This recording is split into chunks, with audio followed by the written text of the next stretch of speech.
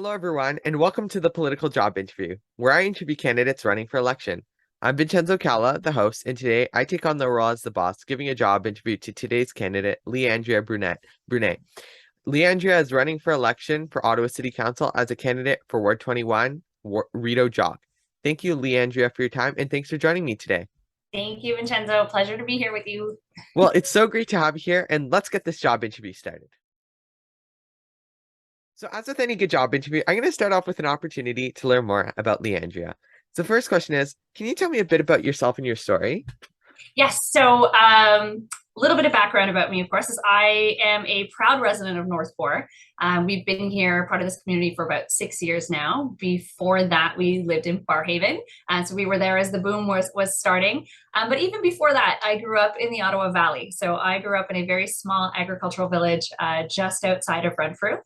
One of the reasons that my husband and I decided to move to rural Ottawa is because we really wanted our children to experience that rural lifestyle. I have an extensive background in customer service. I've been a small business owner and an instructor at both a private college and a public college. And I see behind you, next to your lawn sign, there seems to be another poster. What poster is that? That looks like an old political poster. It is. So this is actually, you have to make sure I'm pointing at the right spot. So this is my father-in-law. Grandfather-in-law. So I unfortunately never met Gerard, but this was my husband's grandfather, and he ran for the Liberal Party in Glengarry. But also, years and years ago, my father was a councillor in the village of Eganville. So unbeknownst to me, it's in my blood, I guess. Well, really interesting. And I guess I wanted to ask you now, why have you decided to run for this position? Like, why counselor? Why 2022? Why now? Right. So the representative we had has been there for 12 years. So regardless of if the incumbent would have decided to step down or not, I think that I was really pulled to throw my name in the ring here, or hat in the ring, I guess. Being the rural lifestyle, I've kind of talked a little bit about how much we appreciate that and we value that. Ward 21 is essentially, it's the agriculture, it's the farming ward of Ottawa.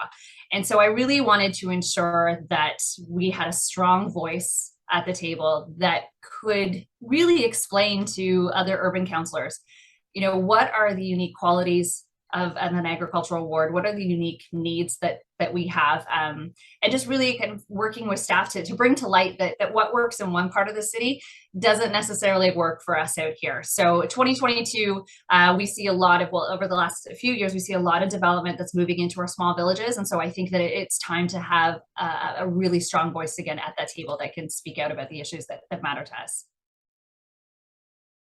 So let's take a bit of time now to talk about this job and what Leigh-Andrea brings to it. So I wanted to ask you, what experience do you bring to this job? So as I say, customer service has been my background for years. And really I don't want to age myself, but really the last 20 years, my job description has been so I work with students, clients, and then small business owners. And we look at identifying their issues and their concerns. I then go on to research, educate, and present to them, what are some of the options that could work for them, and then work with them to implement those solutions. So I feel that these skills actually transfer really, really well into the role of counselor. I've always had an ear for what matters to people. And so that experience, I think, is going to allow me to excel in the position. And I also wanted to ask you now, so I know in your ward, I think, are there 4 candidates in your ward, I believe? 5. Four, including 5, including yourself, 4 others. So I wanted to ask you, what sets you apart from all of the other candidates who are running in that ward?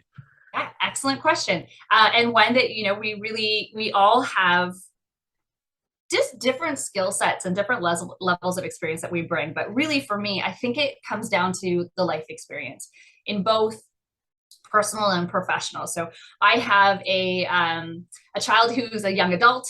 I have young children. And so that really offers me a broad perspective and a broad view of what are the challenges that our young adults are facing, and then also what our families are facing. Professionally, I've been in customer service, as I said, for 25 years. So you don't stay in that field if you're not having success in that field. And essentially the role of counselor is public servant, right? So it is the customer service job. So I think that what sets me apart is that that's really what I've been doing for 2 decades. Part of serving as an elected official is serving the people who elect you. Again, customer service. So, a few questions about how you want to serve the people. So, what's something that the people you want to serve, the people of Rideau-Jock need that you want to get done if elected? There are quite a few things. The big things for us are roads and other infrastructure. So our communities are growing, they're expanding. We need things like safety measures on our streets and sidewalks, but those are going to be ongoing issues, things that are going to, then there's never going to be end to those. So ensuring that we're staying on top of those things, getting the funding that we need for the road repairs and the other infrastructure as well. But there are two major issues out here in Ward 21.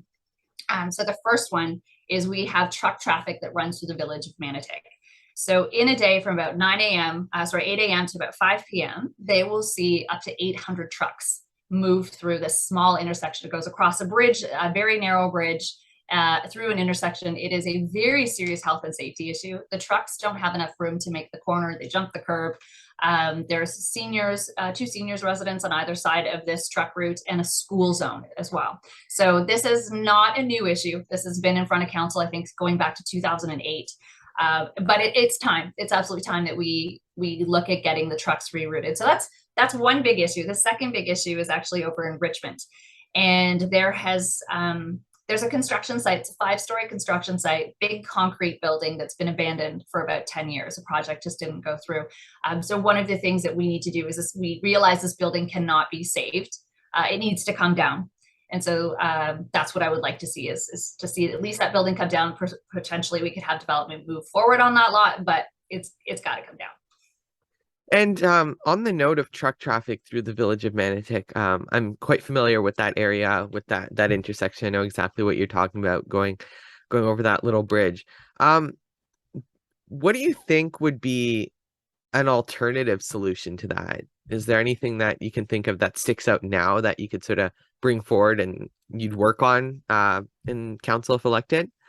Right. So the Vimy Bridge, the Vimy Bridge was constructed in the way that it was constructed so that it could handle truck traffic. And that was actually the conversation we talked about going back to 2008, where council said, look, we can readdress this issue or, potentially readdress this issue once that bridge is constructed. But again, that route is lacking some infrastructure to actually get trucks out on it. So this is not a simple solution. If it was, our incumbent would have done it, 8 years ago. So it is something that's going to need a lot of thought, a lot of planning. We cannot just reroute it into another community and then have the same thing happen. So the transportation master plan is ongoing right now. I think that the comprehensive truck route study should be included in that. And we need to really start looking at what the alternative is. So I wish I had an easy answer, but again, like I said, it's not an easy answer. We're going to have to work collaboratively to solve that issue. For sure. And finally, I wanted to ask you, what's one accomplishment that you have achieved that demonstrates why you'll be a good elected official if the people choose you? Yeah.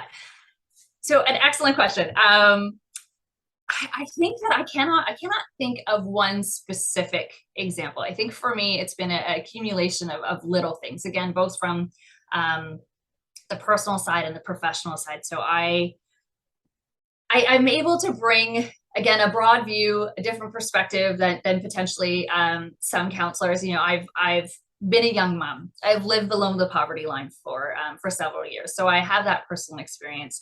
I've been a business owner again and working in education, but also you don't stay in customer service if you don't care about people and care about their quality of life. And so I think what would make me an excellent counselor is that I genuinely care about how the people who live in our municipality are affected by the decisions that we make at council's table.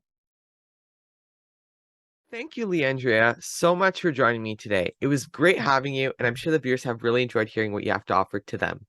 Election day is October 24th, 2022, and if you liked hearing what Leigh-Andrea Brunet had to say and live in Ward 21, Rideau-Jock, you have the opportunity to vote for her on Election Day.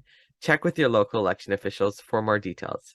To stay updated, make sure to follow me on Twitter, Instagram, and TikTok at BC Productions 25. Check out my website, vincenzocalla.com. Make sure to like, subscribe, and choose to get notifications here on YouTube. The Political Job Interview is a VCalla production. So until the next video, I'm Vincenzo Calla, signing out.